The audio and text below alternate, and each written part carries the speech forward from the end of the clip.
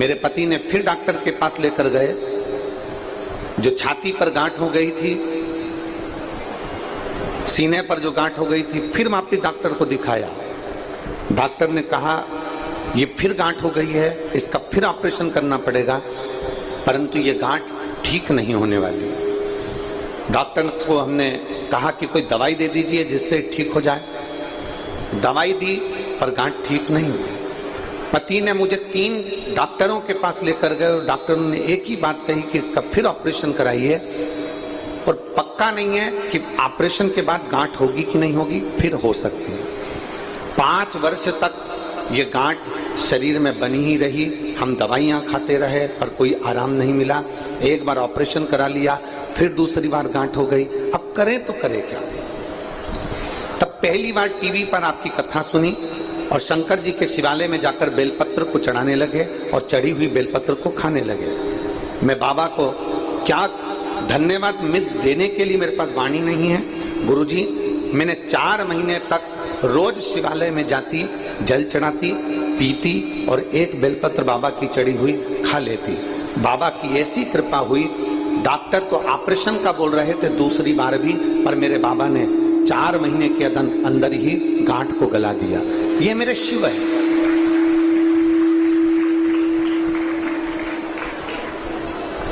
ये मेरे शंकर है, ये मेरे ओघड़ी है, ये मेरे दयालु, मेरे दातार, ये मेरे शंभू हैं, ये ओघड़दानी है।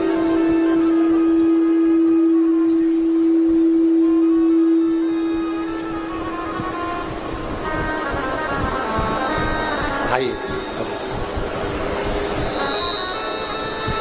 लाइन अच्छी लिखी है, आप और हम मिलकर गुनगुनाते हैं।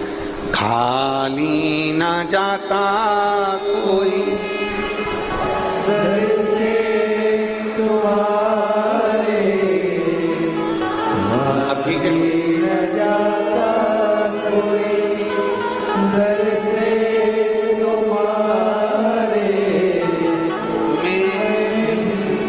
मेरी हो नन्ही बाहें पसारे, अपने हृदय से लगा लो, लगा लो, गिरा जा रहा हूँ, उठा लो, उठा लो, भोले अपने दर से अब तो न टालो, गिरी जा रही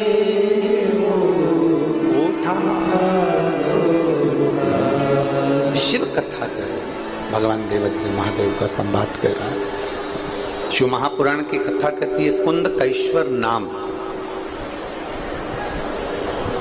केवल कुंदकेश्वर नाम ही औषधि का कार्य कर जाता है। जहां आपको लगे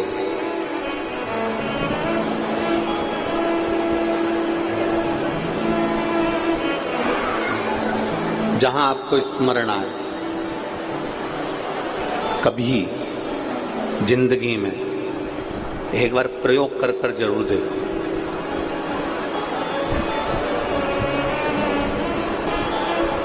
कभी जिंदगी में एक बार प्रयोग कर कर जरूर देखो।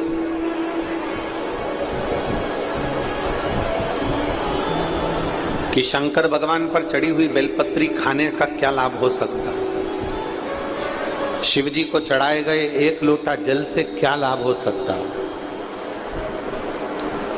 अभी बीच में हमारे शरीर को कष्ट हुआ, चोट लगी, डॉक्टरों के हिसाब से महीने ज्यादा लगने थे, पर कुंदकेश्वर महादेव का नाम लेकर जल पीना, डॉक्टर जो औषधि दी है उस औषधि को भी कुंदकेश्वर महादेव के नाम से खाना और बेलपत्री का सेवन करना। बाबा की ऐसी कृपा हुई कि कई महीने लगना थे और बाबा की कृपा से 20-22 दिन में बाबा ने खड़ा कर दिया।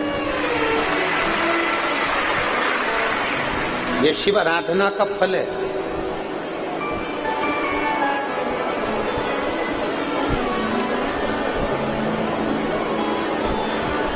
हम कहते हैं अपने ऊपर भी प्रयोग कर कर देखिए, अपने ऊपर भी शिव महापुराण की जो कथा के जो तत्व हैं, भगवान शंकर की कथा के जो उपाय हैं, भले दुनिया के लोग उसको टोटका कह दें चाहे टोना कह दें,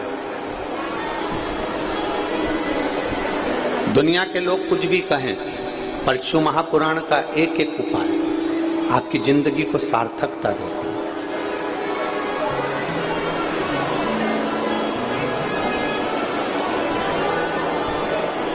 जो बच्चे शहद लगी हुई बेलपत्री को शंकर को समर्पित कर कर जाते हैं और खूब अच्छी मेहनत करते हैं, खूब अच्छी मेहनत,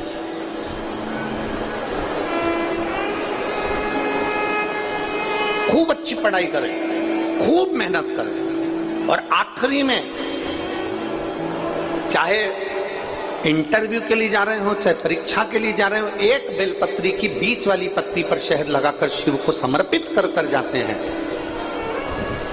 एक बार अगर बाबा ना करा हो, 2 बार ना करा हो, तो निश्चित है तो भी मेरा बाबा एक ना एक दिन तुम्हें मंजिल तक पहुंचा ही देता है। बाबा एक ना एक दिन मंजिल तक पहुंचा जरूर देगा।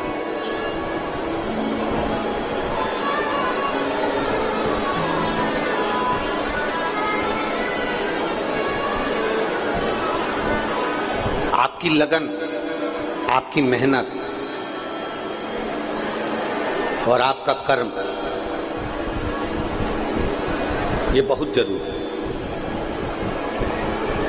शंकर भगवान ने षडानंद कार्तिकेय जी को और भगवान श्री गणेश जी महाराज को बिठाकर समझाया था कि गणेश सुनो और कार्तिकेय सुनो।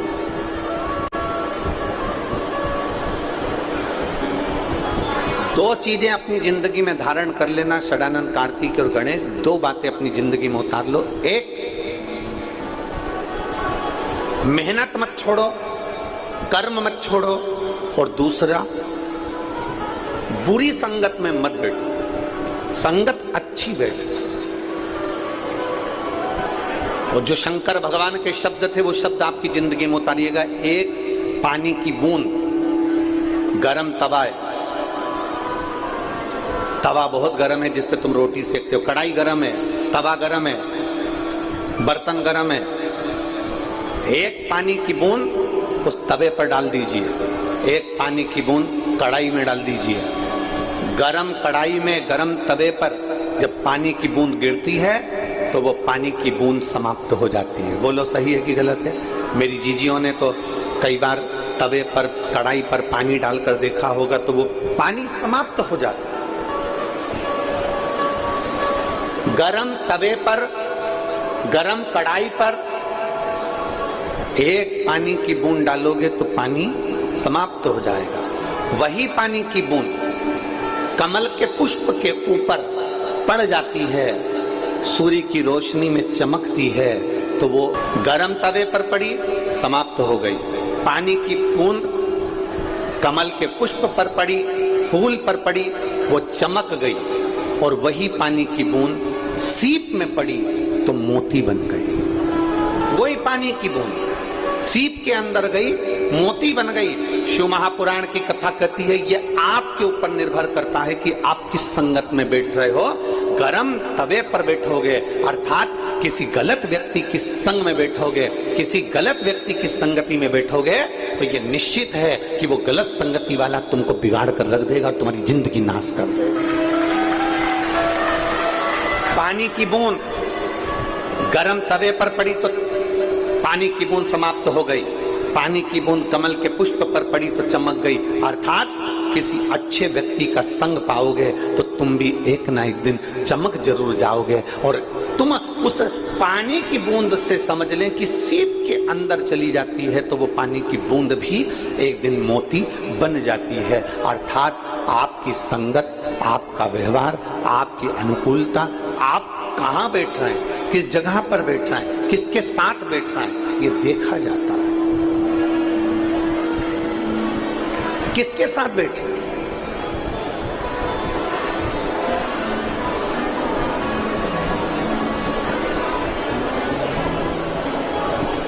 जिसके साथ बैठ रहे हो बर्बाद तो नहीं कर रहा है आपको।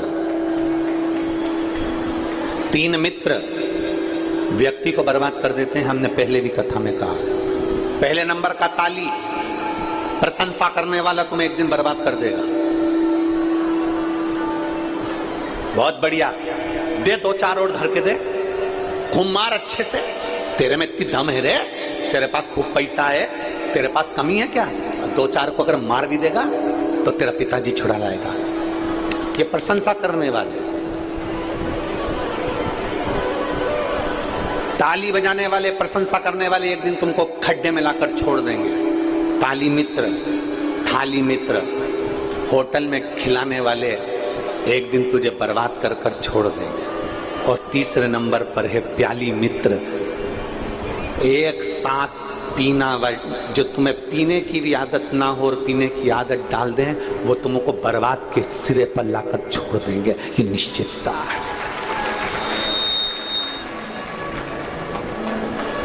आप किसकी जिंदगी जी रहे हो?